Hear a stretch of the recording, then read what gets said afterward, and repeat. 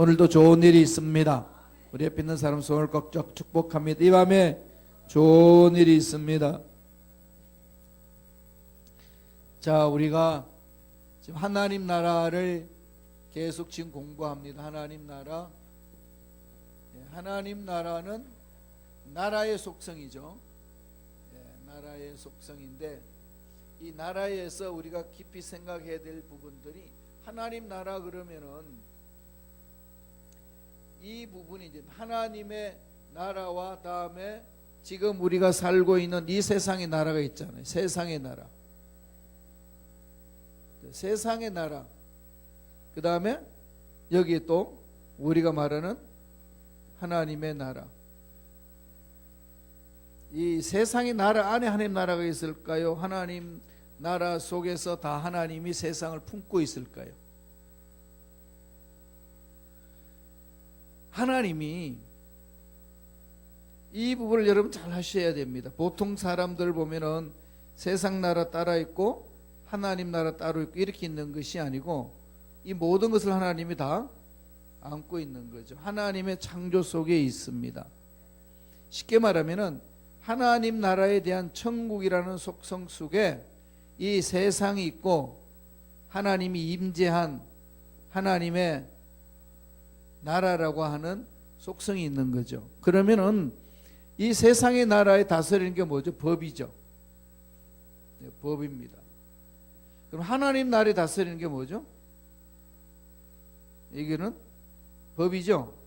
성경에 있습니다. 성경 중에서도 하나님 우리에게 주신 규례가 있는 거죠. 이 부분에. 그래서 도덕법이 있고 또 영적으로 하나님이 이끄시는 그 하나님의 법이 있습니다. 그래서 그 법에 대해서 오늘 이야기를 하고 있어요. 하나님 나라 백성은 법을 지켜야 된다는 거죠. 규례가 있습니다. 세상에 살면서 법을 안 지키면 당장 경찰에 잡히는 거죠. 교통법규만 해도 잡히는 거고 여러 가지로, 그죠? 강연 한번 보세요. 강연 1페이지에 제일 첫 번째 보면은 하나님 나라의 백성의 규례를 줬어요. 이 속에서 오늘 여기서 우리들이 하는 것 중에서 구체적으로 볼 수 있는 것은 하나님이 우리에게 주신 이 규례. 이 규례에 따라서 움직이는 게 하나님 나라 백성이라는 거지요. 자, 그러면은 레위기 16장 29절 한번 보실래요? 레위기 16장 29절. 다 같이 한 목소리 읽어볼까요? 너희는 영원히 이 규례를 지킬지니라. 일곱째 달 곧 그 달 10일에 너희는 스스로 괴롭게 하고 아무 일도 하지 말되 본토인이든지 너희 중에 교류하는 거류민이든지 그리하라. 여기에서 지금 규례를 말씀하시면서 너희는 영원히 이 규례를 지키라. 영원히 지켜야 될 규례가 있다는 거죠. 또 16장 31절 보실래요? 다 같이 읽어볼까요? 이는 너희에게 안식일 중에 안식일인즉 너희는 스스로 괴롭게 할지니 영원히 지킬 규례라. 영원히 지키라는 거죠. 이게 뭘까요? 율법이 있는데 율법이 지금까지도 지켜져야 되나요? 율법 안 지켜도 되나요? 그러면 어떻게 돼요? 율법은 하나님이 주신 거잖아요. 선해요, 악해요? 선하죠. 왜? 하나님 주신 거니까. 율법을 지키면 구원 받나요? 못 받나요? 못 받아요. 그럼 왜 지키라고 그랬어요, 하나님이? 자기 생각들 한번 이야기해 보세요. 왜 하나님이 율법을 주시고 율법에 대해서 이렇게 이야기하나요? 신약에 와서는 사도 바울이 율법은 몽학 선생이라고 이야기했고, 구약에는 이스라엘 백성들에게 율법을 주셨고, 그러면 우리는 여기서 질문을 해야 되죠. 율법을 지키면은 구원 받을 수 있나요, 없나요? 헷갈리죠, 그죠? 있죠. 그럼 율법을 지키면 구원받을 수 있어요. 그런데 문제는 뭐죠? 율법을 못 지킨다는 거죠. 그렇죠. 율법을 못 지켜. 그래서 구약시대는 예수님 오시기 전까지는 율법을 지킬 수 있도록 언제나 그냥 이야기하면서 예수님의 오실 메시아가 오실 것을 예표로 계속 말한 거죠. 그래서 양을 잡고 소를 잡고 염소를 잡고 짐승의 피를 발라가지고 얼마나 난리를 쳤습니까? 그래서 그것을 예수님이 어떻게 하셨죠? 단번에 오셔가지고 단번에 다 해결해 버린 거죠. 그러니까 우리는 율법을 못 지키는 존재니까 어떻게 하죠? 죄를 회개하고 예수를 믿음으로 율법을 완성하신 그분을 믿음으로 구원을 받는 거죠. 믿음으로 구원받는 것. 그러니까 구약에서도 믿음으로 구원받는 거거든. 율법을 지킨다는 자체도 하나님 하라고 하신 대로 순종하니까 그걸 믿고 순종하면서 구원받는 거죠. 믿음의 역사예요. 모든 게 다. 그러니까 믿음의 기준은 어디에 있는 거죠? 내 마음이 아니고 말씀. 말씀에 근거해서 믿는 거죠.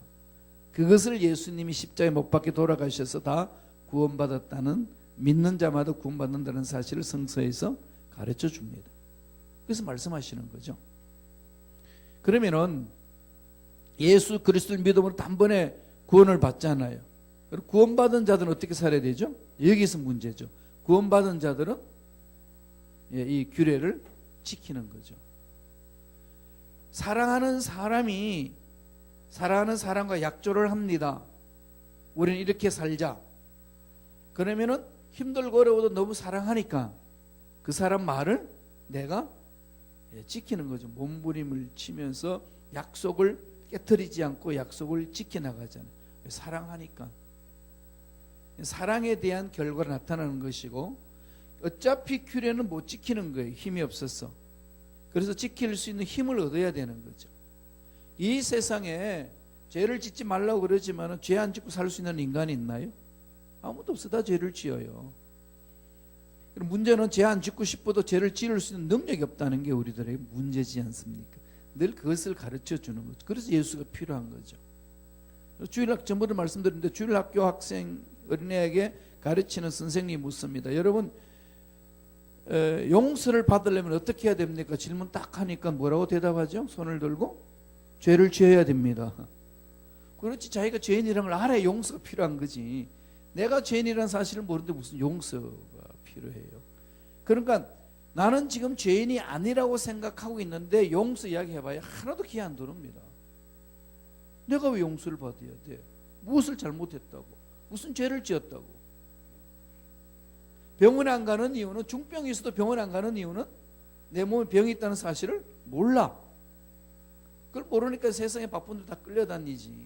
정말로 중병에 걸려서 죽을 병에 걸렸다 그러면 세상에 아무리 좋은 것도 딴 데 핑계치고 병원으로 달려가죠. 그러니까 가장 신앙생활에 중요한 것은 내가 죄인이라는 사실을 아는 거죠. 그래서 제 용서를 필요한 거고 예수님의 십자가가 필요한 겁니다. 이걸 말하는 거예요. 영원한 규례라는 것은 죄인이라는 사실을 알라는 거죠. 하나님의 은혜 아니고는 살 수 없다는 걸 알라는 겁니다. 그렇게 해서 16장 34절, 레위기 16장 33절 다 같이 읽어봅니다. 시작. 이는 너희가 영원히 지킬 규례라. 이스라엘 자손의 모든 죄를 위하여 1년에 한 번 속죄할 것이니라. 아론이 야훼께서 모세에게 명령하신 대로 행하니라. 그래서 영원한 규례가 있어요. 자, 영원한 규례를 세 가지로 오늘 성서에서 말해주면, 첫째로 이것은 언약 백성에만 하나님이 주시는 거죠. 언약 백성이 누구죠? 이스라엘 백성. 이 규례는요, 하나님의 약속이 있습니다. 약속. 약속을 받은 백성이, 이걸 가지고 언약 백성이라고 그러죠. 약속을 믿는 백성, 하나님과 약조하신 백성. 그러니까 하나님의 자녀이기 때문에 하나님이 약속하신 것을 받을 뿐이지 하나님과의 관계가 없는 백성은 상관없는 거죠. 그러니까 이걸 우리에게 적용하면은, 우리는 예수 믿는 하나님의 백성이기 때문에 뭘 해야 될까요? 언약을 이제 지키는 거죠. 이 언약이 뭐죠? 아버지, 크게 말하면은 말씀이에요. 이 말씀에 따라서 생각하고 말하고 행동하고, 교회 공동체도 이 말씀에 근거해서 이끌어가고 운영하고 열매를 맺게 만드는 거죠. 우리 생각에 의해서 끌고 가는 게 아니고 말씀에서 뭐라고 말씀하시지 듣고 순종하는 거예요. 그것을 하나님이 기뻐하신다는 겁니다. 오늘날 교회 공동체에 세상 방법이 들어왔어요. 세상 방법 중에서 맘모니즘입니다. 맘모니즘이 되니까 무조건 큰 것 자체, 많이 있는 것 자체가 세상에서 요구하는 거 바알신이잖아요. 맘모니즘은 그건데. 그럼 교회 우리가 그렇게 물들다 보면은 각 교회 공동체 해야 될 일들 잊어버리고 무조건 이렇게 많이 모이고 많이 풍성하고 이런 것만 집중한다는 거죠. 그런데 그렇게 했으면 다 그렇게 해서 멋지게 쓰임 받으면 좋은데 다 그러냐는 거죠. 그렇지 않아요. 왜 그러죠? 하나님이 작정하신 게 있습니다. 하나님이 작정하신 그것을 하라는 거죠. 그게 중요하잖아요.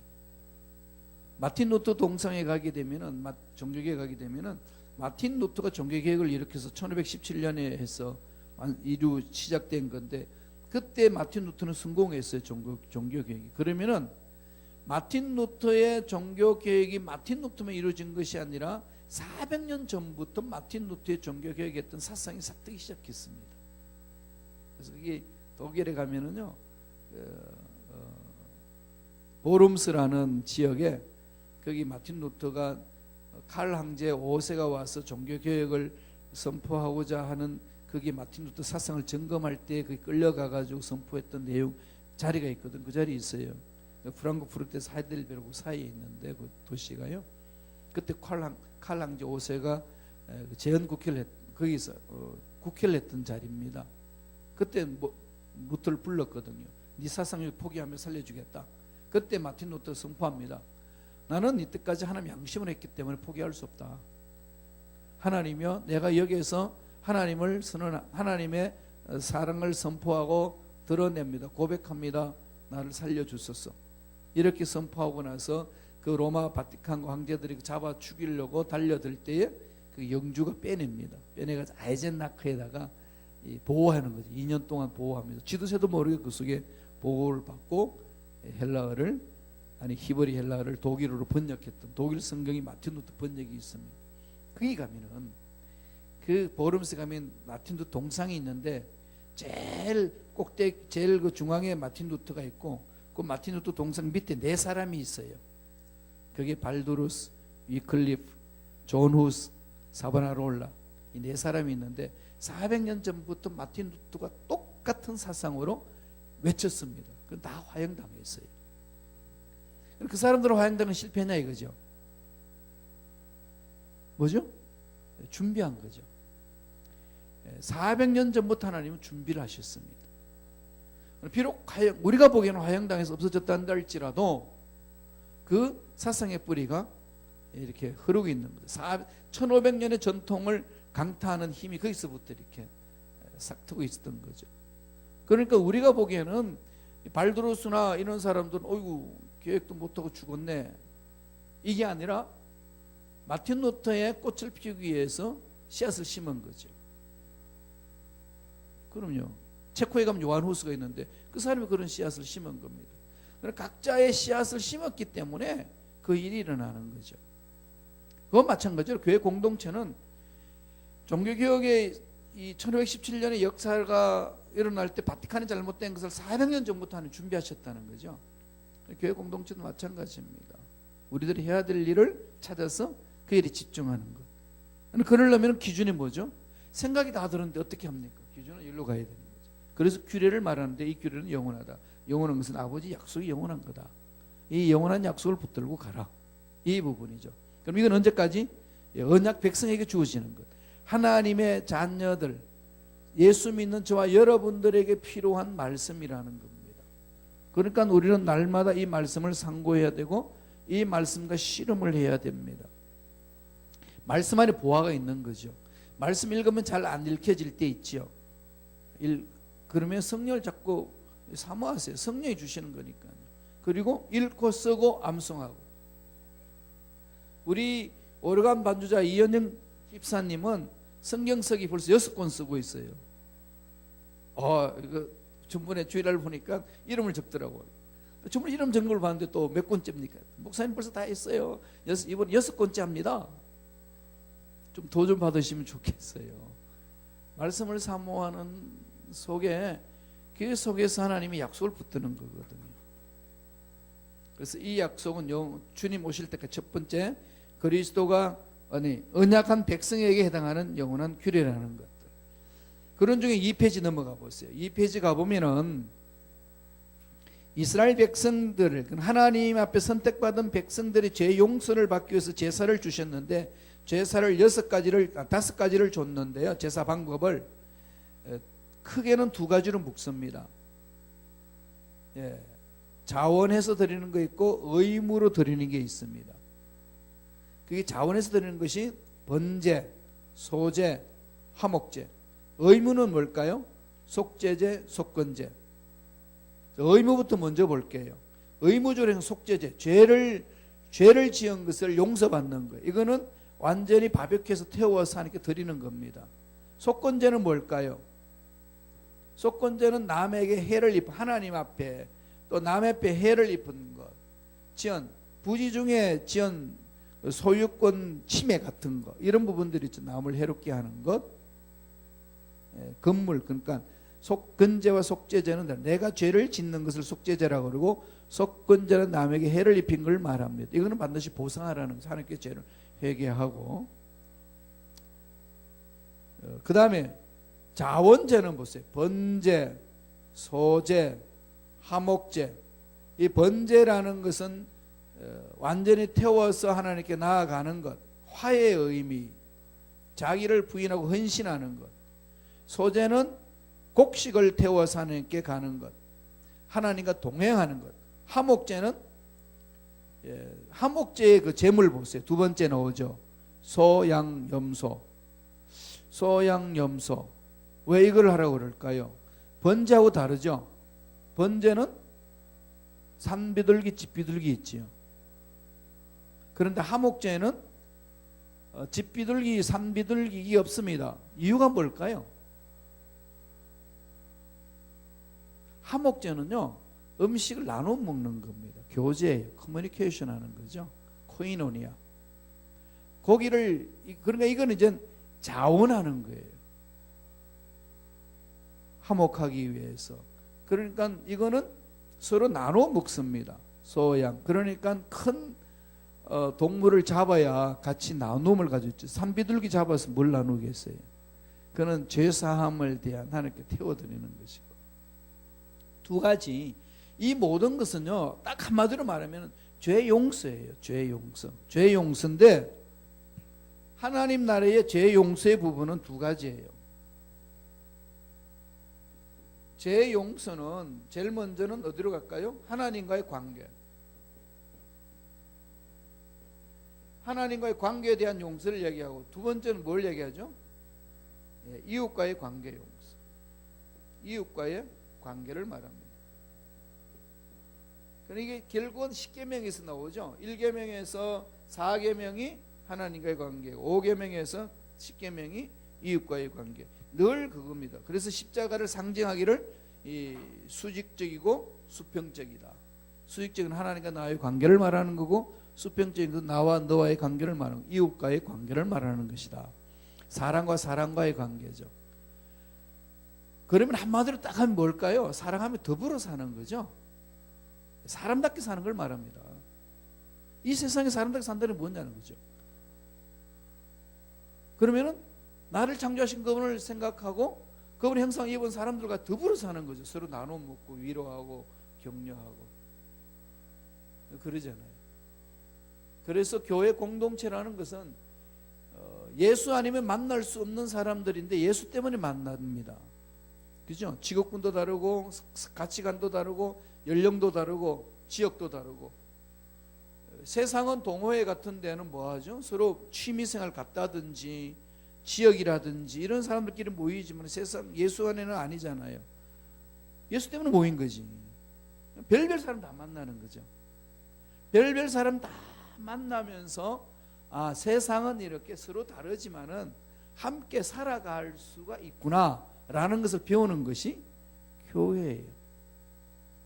전혀 그 상대할 수 없는 사람들인데 함께 할 수 있는 것. 이런 부분들이 교회 공동체를 하는데 사탄은 그걸 못하게 해서 자꾸 깨트려서 나가는 거거든. 세상 방법은. 그걸 꼭 기억하셔야 돼요. 규례는 그건 용서하는 것은 하나님과의 관계 회복이고 나와 너와의 관계 회복이거든요. 이 가장 중요하다는 겁니다.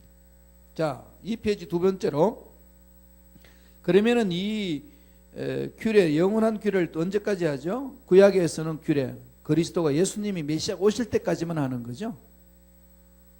그러니까 율법을 지키는 것은요, 인간은 율법을 지키는 건 메시아가 오실 것을 바라보면서 아버지 약속의 말씀을 믿고 하는 겁니다.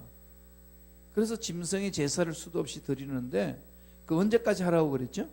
예수님이 오실 때까지, 메시아가 오실 때까지, 메시아가 오실 때까지.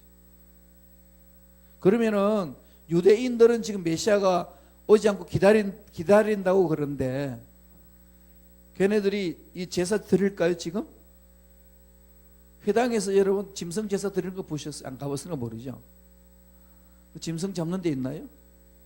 없어요. 그럼 뭘까요? 이들은 성전을 빼앗겼기 때문에 성전이 회복될 때까지 지금 멈춘 거예요. 예루살렘 성전이 무너졌잖아요. 그리고 디아스포라로 다 회당도로 갔잖아요. 그러니까 말씀만 연구합니다. 이 제사는 다시금 회복될 때까지 기다리는 거죠. 그러니까 얼간이들이지. 이미 예수님 오셨는데 영적으로 그걸 알지 못하니까 반쪽짜리 신앙생활을 하는 것. 그게 유대인들이 지금 모습. 그런데도 불구하고 그들은요, 그 말씀을 얼마나 철저히 지키는지 모릅니다. 아시잖아요. 지금도 우리 여기 뭐 보니까 많이 있잖아요, 그죠?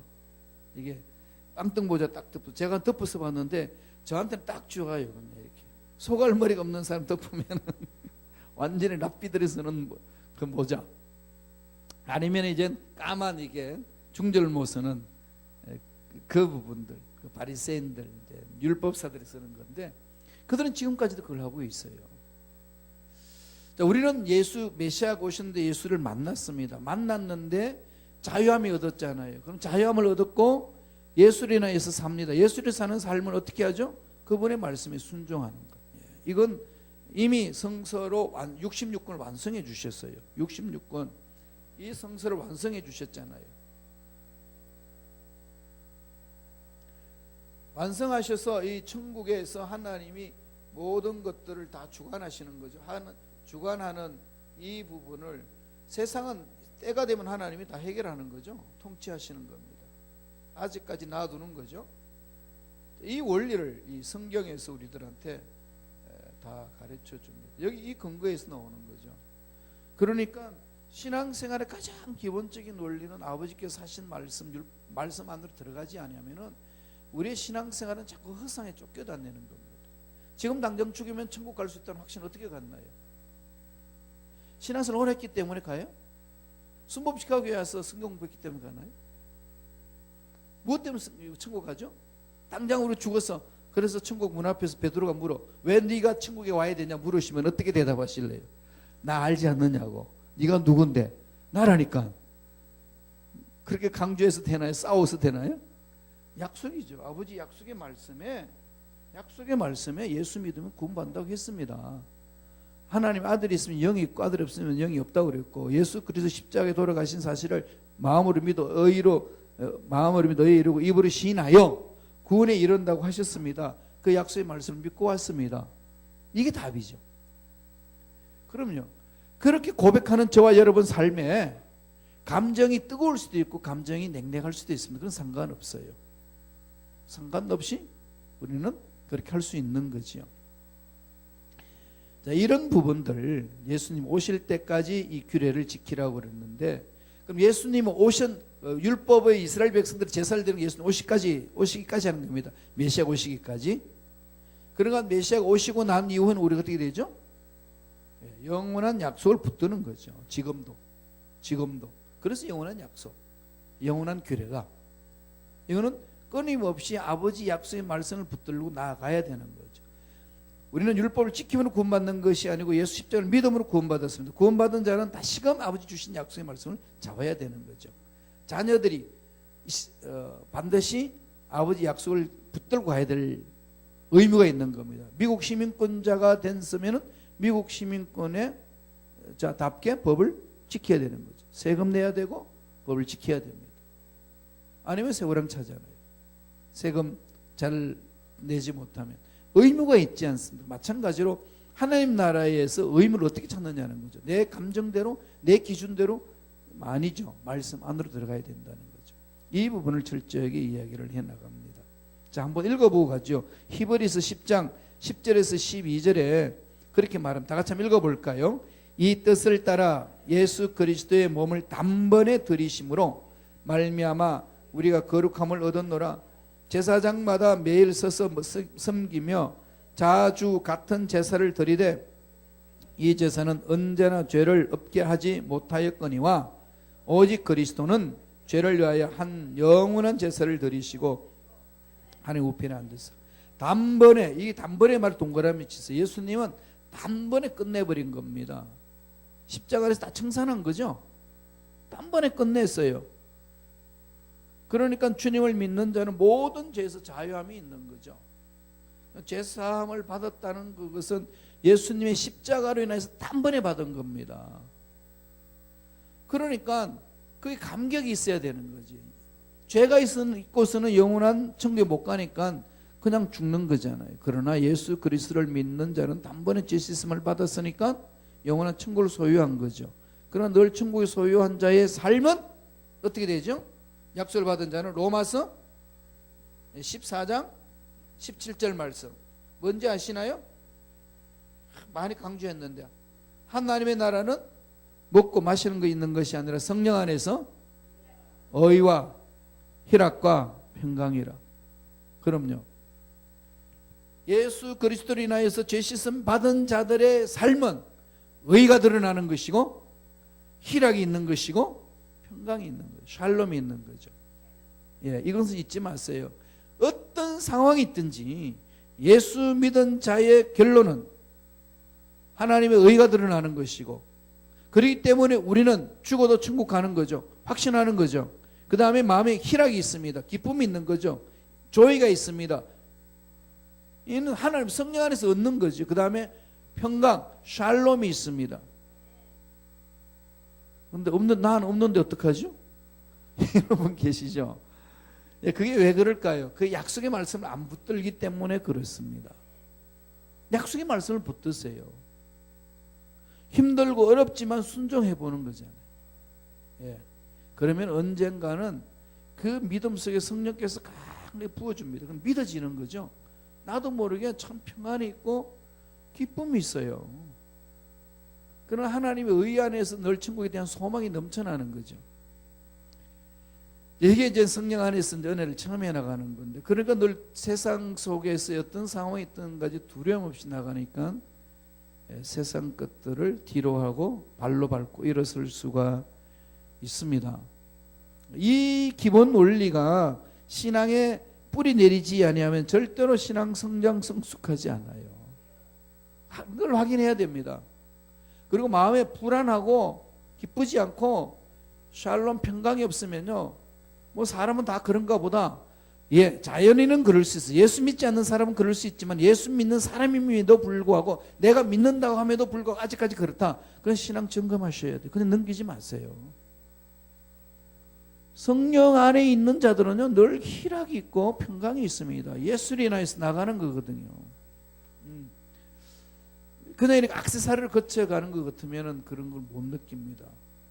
그래서 돈이 많으면 편안해지고 건강하면 편안해지고 뭔가 몸도 찌보둥하고 돈도 없고 그러면 불안하고, 이건 신앙에 문제 있다니까요. 이걸 그냥 넘기지 마시라고. 이걸 정말 실험하셔야 됩니다.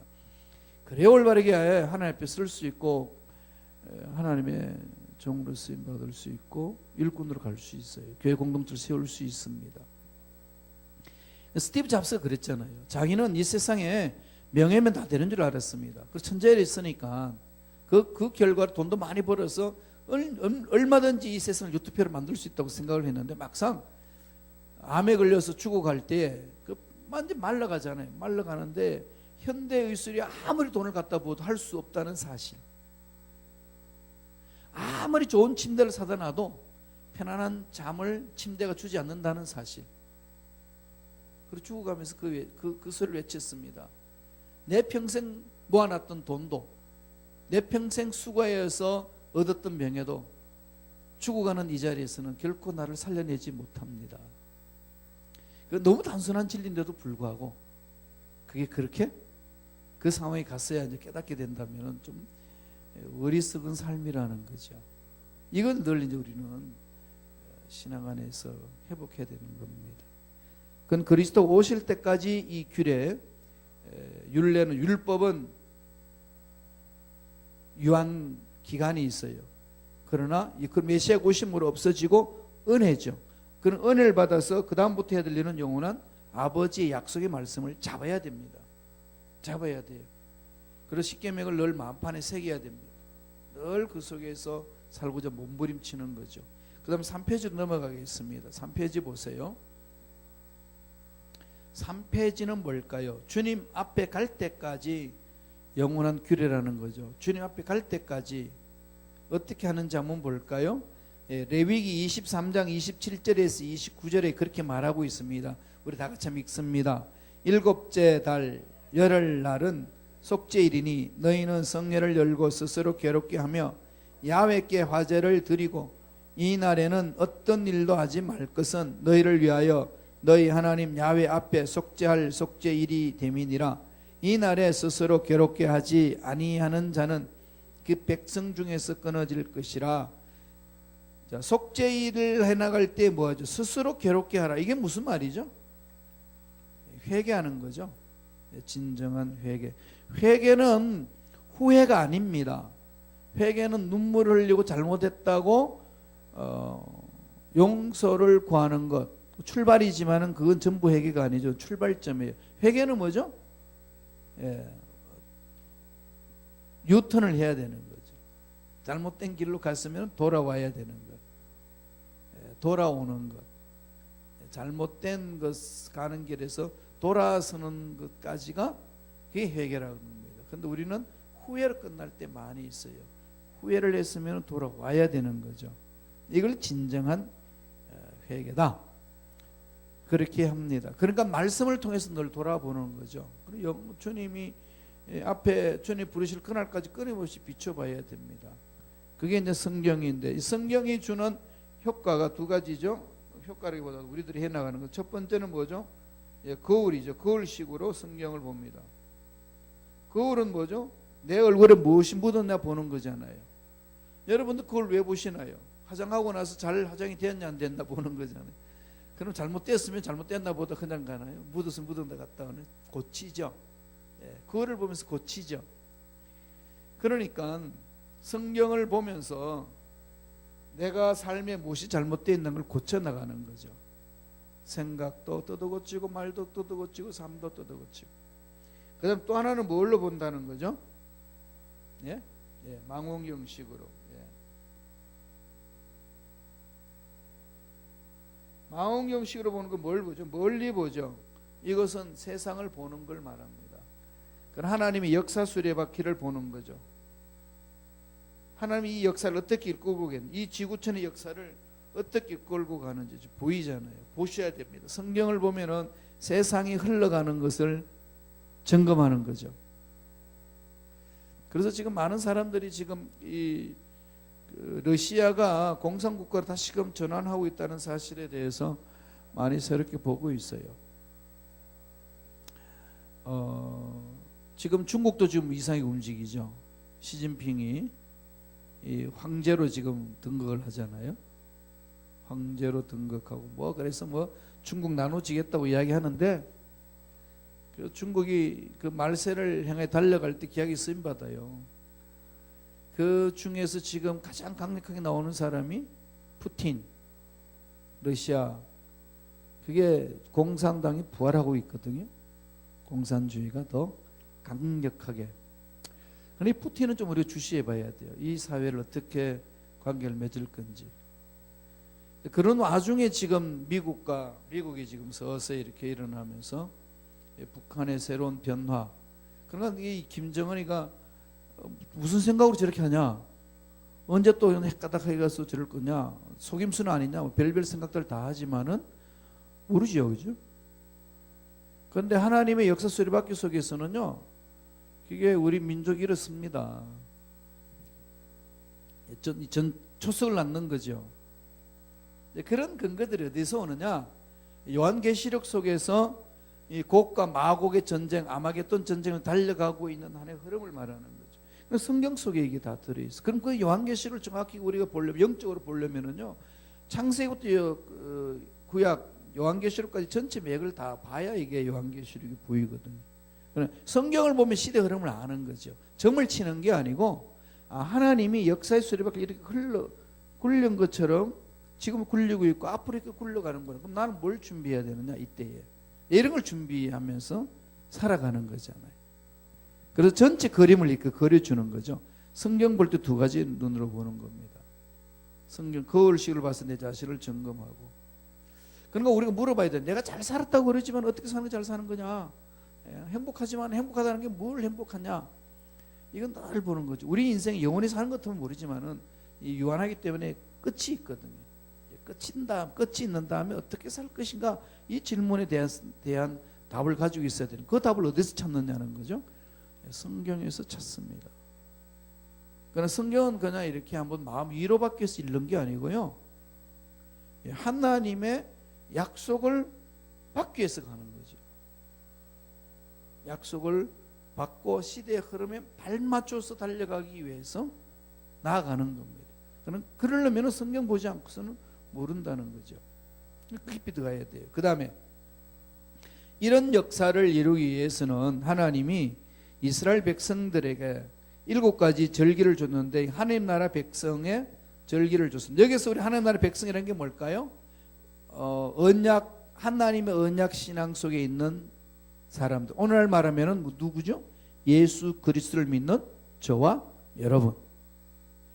7가지 절기를 줬는데, 이 절기를 왜 주셨을까요? 지키라고 줬죠. 왜 지키라고 그랬을까요? 자꾸 물어보셔야 돼요. 왜? 절기가 뭔데? 절기는 페스티벌이에요. 축제예요. 하나님 나라의 예표예요. 하나님 나라는 축제입니다. 우리가 주일마다 예배 드리잖아요. 이 예배가 뭐죠? 하나님 나라의 예표예요. 하나님 나라는 뭐가 있죠? 축제입니다. 예배는 뭐가 돼야 되죠? 축제가 돼야 돼요. 찬양할 때 좀 이렇게 막 반응도 하시고 막 그래야 돼요. 이렇게 막 말씀 속에서 막 이 은혜가 될 때는 아멘으로 하답하고 막 같이 이렇게 반응하고 하늘 높이는 거죠. 그러니까 이 잔치집에 가가지고 그냥 이 세상 다 사는 사람처럼 그냥 한숨 푹푹 쉬면서 그러진 않잖아요. 다 잊어버리잖아요. 이렇게 축제 속에 가면 자기도 모르게 막 들떠서 기분 속에 들어가지 않나요? 잔치집에 간 우리 축제 있을 때에 아들 딸 시집 장가 보낼 때에 그때만큼은 기쁘지 않습니까? 하나님이 맺어주신 은혜 속에 들어가. 예배는요 축제예요. 축제 문화입니다. 기독교 공동체는 축제 문화예요. 그게 제일 먼저 주님이 가르쳐 주신 것이 간혼인 잔치입니다. 간혼인 잔치 뭐였죠? 잔치집에 가가지고 포도주가 떨어졌어. 그렇죠. 술 만들어줘서 먹였어요. 그게 무슨 얘기인가? 먹으라 이 소리가 아니라 하나님 나라는 축제라는 겁니다. 하나님 나라는 풍성하다는 거죠. 하나님의 나라는 부족함이 없다는 겁니다. 이걸 맛보는 게 저와 여러분의 신앙 삶이거든요. 그럼에도 불구하고 우리 자꾸 부족함이 있잖아요. 그래서 이런 부분들을 하나님의 말씀 안에서 답을 얻고 몸부림치고 나아가는 삶이라는 겁니다. 그 중에 제일 첫 번째 주신 축제가 뭐죠? 6월절. 6월절 한번 봅시다. 레위기 23장 5절 다 같이 읽습니다. 첫째 달 14날 저녁은 야훼의 6월절이에요. 6월절은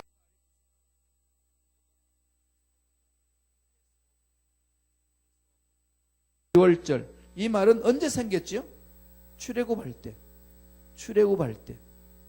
출애굽할 때에 제일 먼저 생긴 것이 6월절이잖아요. 이 날은 죽음에서 벗어나는 날이거든요. 죽음에서 자유함을 얻는 날이에요. 죽음의 사자가 문설주에 피만 발라놓으면 다 지나갔거든요. 그러니까 새 생명을 얻은 거죠. 생명을 얻은 자 감격이 있나요? 없나요? 넘쳐나죠? 3페이지에 거기 출애굽이 써온 건데 패스오버 간다. 이것은요, 거기 내가 줄 쳐놨어요. 양의 피는 두말할 나위 없이 예수 그리스도의 피를 예표하는 겁니다. 그래서 예수님은 유월절 날에 예수님이 십자가에 못 박혀 돌아가셨습니다. 그날 양 잡는 날에 잡힌 거죠. 어린 양을 보라. 주님이 십자가에 매달리면서 죽음을 택한 거, 자기 희생하는 거죠. 뭐 하기 위해서죠? 새 생명 주려고, 저와 여러분에게. 결국은 주님이, 성경은요, 저와 여러분 살리기 위해서 주신 거지 우리를 괴롭히려고 준 게 아닙니다.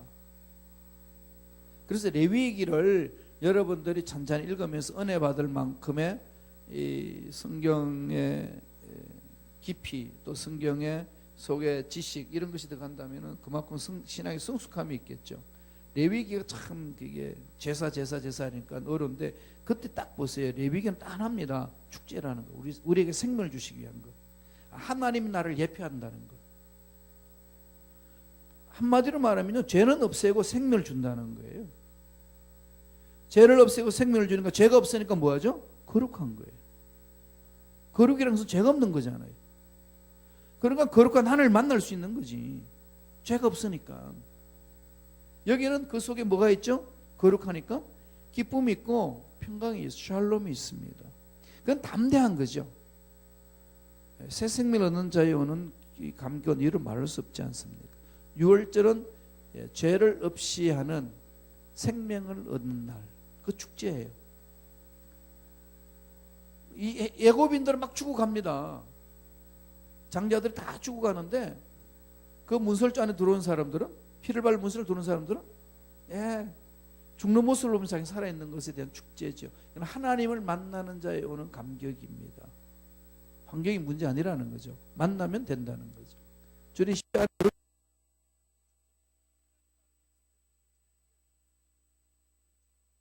주러 갑니다. 유월절이 주는 것은 십자가 사건을 말하는 것이고, 두 번째 무교절이에요. 무교절을 읽어봅니다. 레위기 23장 6절에 다 같이 읽습니다.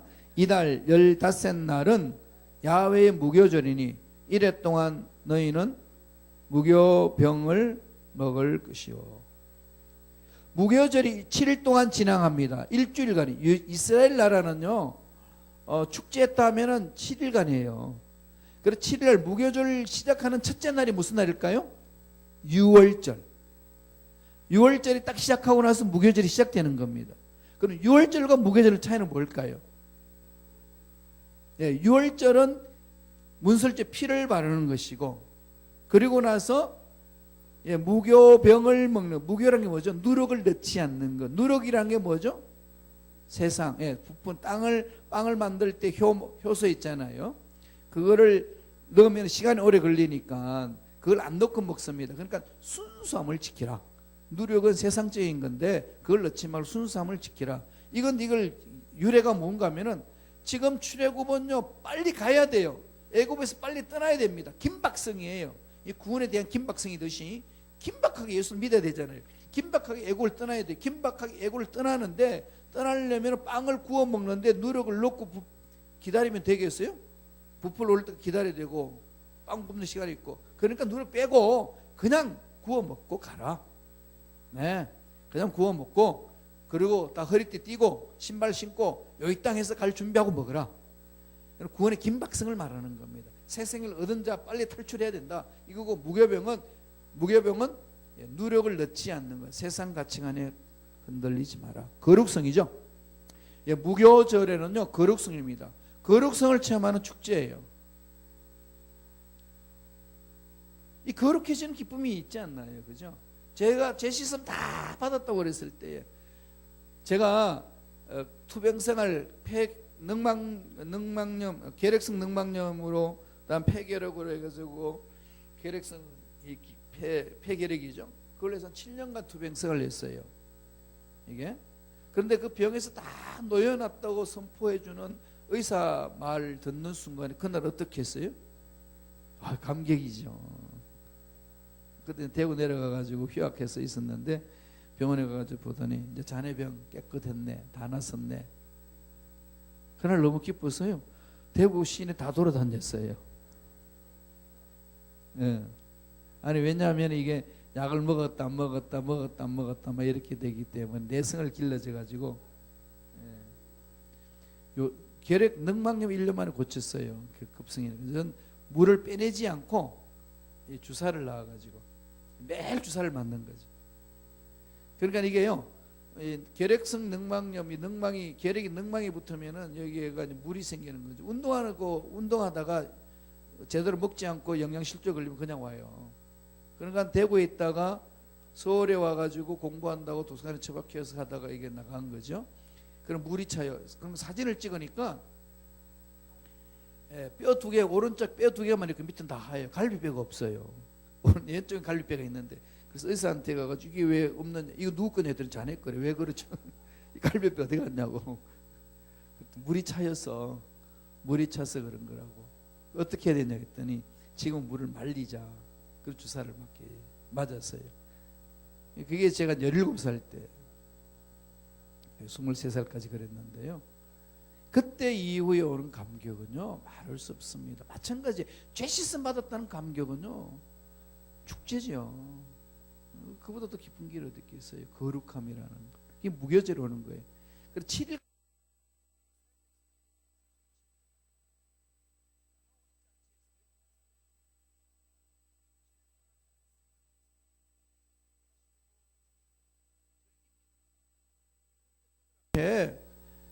몇 명이나 올는지 잘 모르잖아요. 그 떨어질 수 있다는 거죠. 그 속에 부족함을 하나님 채우신다는 걸 말하는 겁니다. 자, 무교절은 뭐죠? 거룩성에 대한 축제다. 다음에 초실절. 이 초실절 보세요. 23장 10절 11절 다 같이 읽습니다.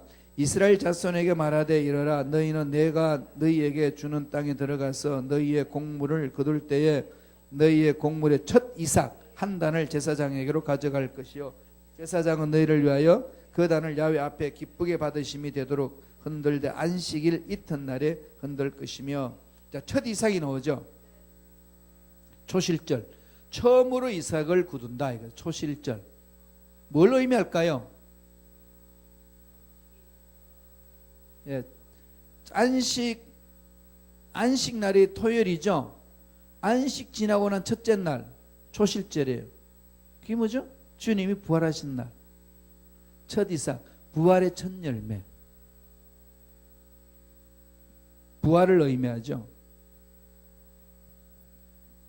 이미 부활을 가르칩니다. 부활하시면서 첫 열매가 됐다. 부활이라는 법이 있는데 예수님이 부활하시기 전까지는 부활의 법이 작동하지 않았죠. 예수님이 부활하심으로써 부활의 법이 처음으로 시행된 겁니다. 이미 하나님 나라는 부활의 법이 있는데 예수님이 첫 열매가 됐다는 것은 바로 그 의미예요. 그 다음에 오순절. 오순절은 잘 알죠? 오순절은 뭐죠? 예, 6월절 지나고 50일 날 돼요. 오순절이니까 50일 되는 날. 6월절 지나고 50일째. 예, 6월절 지나고 50일째 날을 오순절 그럽니다. 이걸 가지고 7번이니까 77절, 77은 49, 77절 그러고 맥추절 그렇게 이야기하죠. 오순절과 같은 절기가요 3가지 절기입니다. 77절, 다음에 보리추수한다고 그래서 맥추절, 추수감사절기예요. 추수감사절기. 이날 무슨 일이 있었죠? 성령 강림이죠. 네, 성령 강림. 성령 강림이고 하나님 앞에 감사하는 절기입니다. 그러니까 결국은 전체적으로 다 보면요 하나님과 관계에 맺어 있어서 하나님이 생명을 주시고 죄를 없애주시고 거룩하게 해주시고 하나님 살려주신 것에 대한 감사로 드리는 절기고 축제죠. 그래서 이스라엘 백성들이 이런 축제 절기 나는 걸 찬양을 하면서 이렇게 뭉치잖아요. 근데 그것이 예수 믿고 예수 오기까지만 그랬는데 오늘날 예수 믿은 우리들은 그 절기를 약속을 붙들고 지키는 거죠. 뭘로? 축제로. 예, 절기는 축제다. 다른 말로 말하면 예배는 축제다. 따라서 교회 공동체의 신앙생활은 축제의 삶을 즐기는 거다. 축제의 삶을 즐기는 자의 마음에는 희락, 기쁨이 있다. 그 다음에 늘 샬롬, 평강이 넘친다. 이게 하나님 나라의 속성이라고 이미 구약에서도 가르치고 오늘날 예술이나 해서 또 성령 체험을이나 해서 우리가 맛보는 겁니다. 자, 5페이지로 넘어가죠. 5페이지 뒷장 넘겨보세요. 그거 넘어가기 전에 오순절하고 무교절하고 차이가 있어요. 또 무교절은 누룩을 넣지 않지요. 오순절은 누룩을 넣어서 빵을 구워서 먹습니다. 너무 재밌죠? 차이가 뭐겠어요? 오순절 날은 예수 그리스도 믿은 사람들이 하나님의 은혜에 감격하는 거죠. 그리고 오순절 뭐가 임했죠? 성령이 임했죠. 그 다음 또 뭐 교회가 탄생됐죠. 그럼 교회 안에는 다 오는 거죠. 유대인만 오는 게 아니라 누구든지 다 와서 교회 공동체를 이룬다는 거죠. 그리고 교회 공동체 내에는 이방인들도 와서 예배드리고 유대인도 와서 예배드리는 거 다 모든 사람이 구원받는 거니까. 그래서 그런 상징으로 이미 오순절날은 유교병을 먹습니다. 무교병이 아니고, 무교라는 것은 누룩을 없이 만든 병을 말하고, 유교병이라는 것은 누룩을 넣어서 만든 빵을 말합니다. 그날은 누룩을 넣어야 맛있어요. 그렇잖아요. 빵 굽는 분들 다 아시잖아요. 누룩을 넣어야 맛있는데 부풀어서 그러잖아요. 그래서 오순절 날에는 성령 안에서 참 자유를 얻고 교회 공동체 내에는 이렇게 연약한 자들이 있다는 사실, 세상적인 것들도 들어와 있는 것들을 다 정화시킨다는 것, 성령 안에서. 그래서 오늘날 성도들 사이에 이게 잘못하여 거짓 누력이 막 편만되어 있는 것이 현대 교회의 모습입니다. 그래서 말세 때는 잘 분별하셔야 돼요. 정말 잘 분별해야 됩니다. 저의 목적은 여러분들 한 분도 나오자 없이 하나님의 나라에 입성하는 거 아니겠어요? 그래서 입성하되 그냥 입성하는 것이 아니라 잘했다 칭찬 들을 수 있도록 입성하는 겁니다. 그게 기준은 말씀밖에 없어요. 다른 거 없습니다. 절대로 말씀에 집중하세요. 5번째로 나팔절. 나팔절은 뭘 말할까요? 읽어보죠. 23장 24절 시작. 이스라엘 자손에게 말하여 이르라. 7째 달 곧 그 달 첫날은 너에게 쉬는 날이 될지니 이는 나팔을 불어 기념할 날이요 성회라. 나팔을 부는 날은 언제일까요? 성회로 모일 때 불고, 전쟁 치러 갈 때 불고, 승리하고 돌아올 때 불고, 또 하나 있습니다. 언제 불까요? 예수님이 재림할 때 나팔절. 이 말은 재림을 의미하는 거죠. 재림.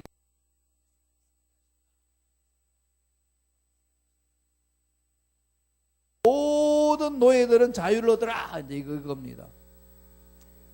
정말 할렐루야예요. 휴고 될 때 부활체로 변하잖아요. 그죠? 그때는 여러분 임플란트 같은 거 다 없어지고 이빨이 다 나오는 거지.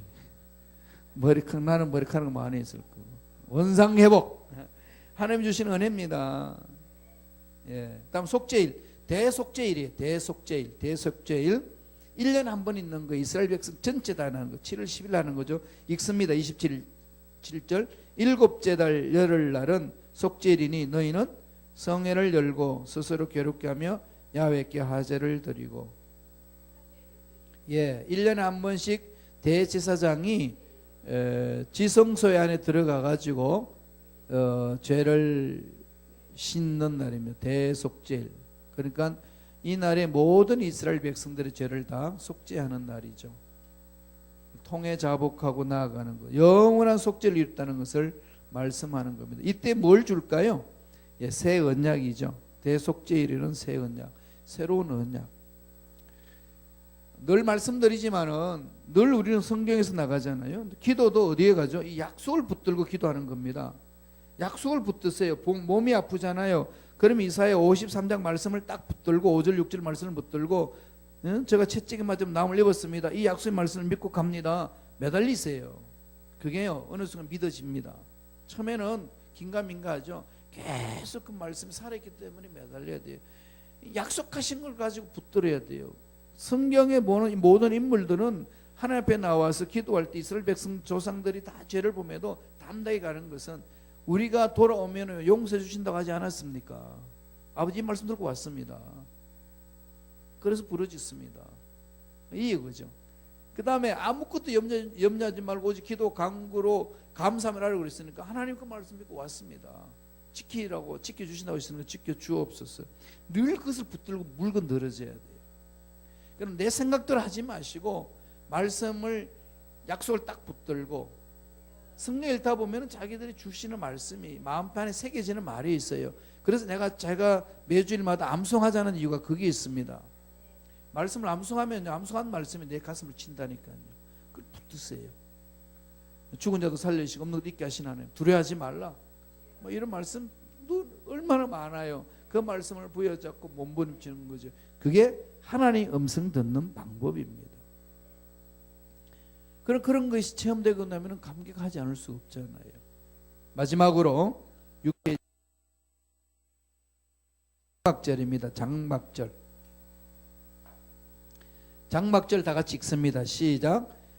이스라엘 자손에게 말라 이르되 이르라 일곱째 달 곧 그 달 첫날은 너희에게 쉬는 날이 될지니 이는 나팔을 불어 기념할 일이요 성회라. 장막절은요, 이스라엘 백성들이 광야 생활하면서 장막 생활했죠. 텐트 생활했죠. 그걸 기념하는 날입니다. 예. 그래서 한 주간 동안 에 나가가지고 텐트를 쳐놓고 지내는 거죠. 그러면서 하나님이 이끌으신 은혜에 감사합니다. 이것은 오늘날 어떻게 이루어지죠? 아직 안 오죠. 장막절은 재림을 말합니다. 재림.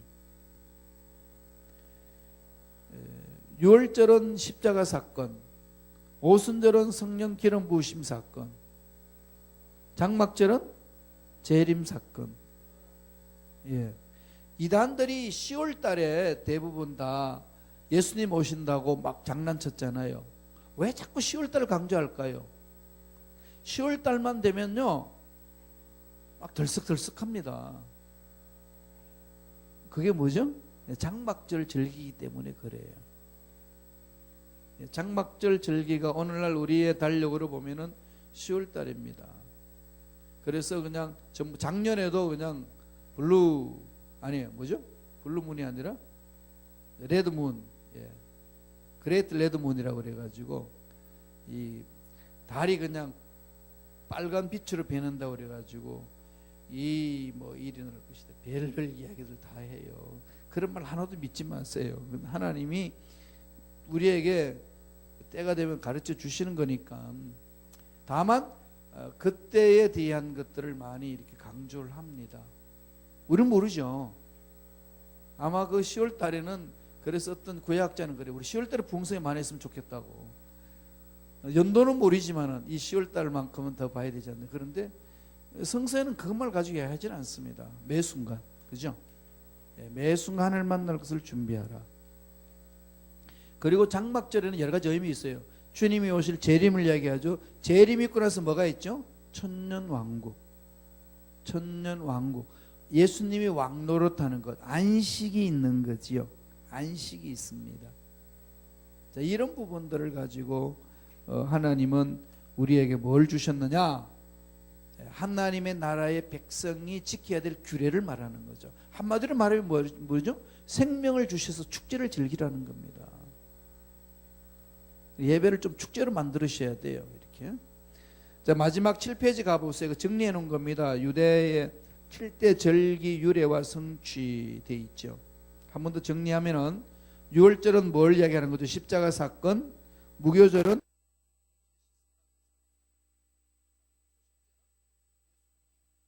부활하신 사건.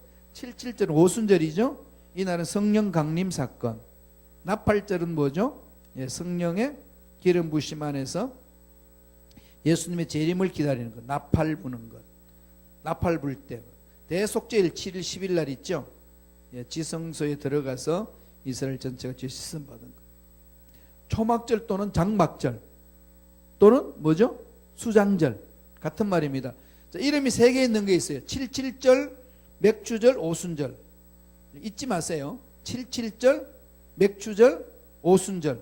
50일째 되는 날. 초막절은 장막절, 수장절. 곡식을 저장한다 해서 예, 초막절 안에는 하나님이 예배하신 그 복을 듬뿍 체험하는 주님 오심을 기다리는 그 절기입니다. 하나님 나라에 대해서는 세상 나라의 법은 세상은 세상의 법을 가지고 얘기하지만 하나님 나라는 성경을 가지고 이야기한다는 것. 쉽게 말하면 그 성경 속에서 하나님 우리에게 주신 약속이 있습니다. 약속을 붙들고 전진하는 것. 그리고 하나님께 부르짖는 것. 하나님 앞에 매달리는 것. 약속을 하나님은 성취하시는 것. 약속을 주시고 약속대로 이루시는 것. 내 인생도 이 세상에 보내실 때는 약속이 있는 거죠. 우리 교회 공동체를 세우신 것도 하나님이 약속이 있습니다. 우리 교회를 통해서 이루어주시는 거죠. 그런 교단에 대한 의미도요, 신앙 고백에 따라서 교단이 형성이 되거든요.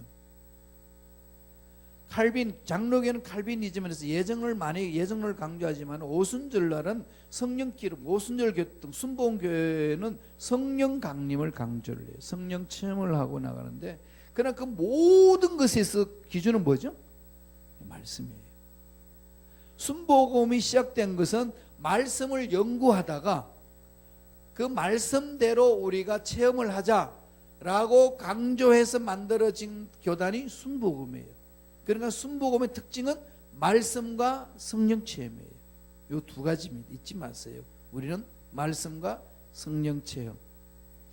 그러니까 성령 체험만 강조하게 되면 그 체험이 말씀 위에 서 있지 아니하면은 이상한 영에 이끌릴 수 있습니다. 거짓된 영에 이끌릴 수 있기 때문에 말씀 안으로 들어가야 돼요. 그럼 말씀에 사로잡혀 있는 사람은 말씀에 근거해서 성령 체험으로 가야 됩니다. 이 양 수레바퀴처럼 떼야 뗄 수 없는 겁니다. 동전의 양면성이고 양 수레바퀴처럼 굴러가는 겁니다. 뭘 굴러가죠? 말씀과 성령.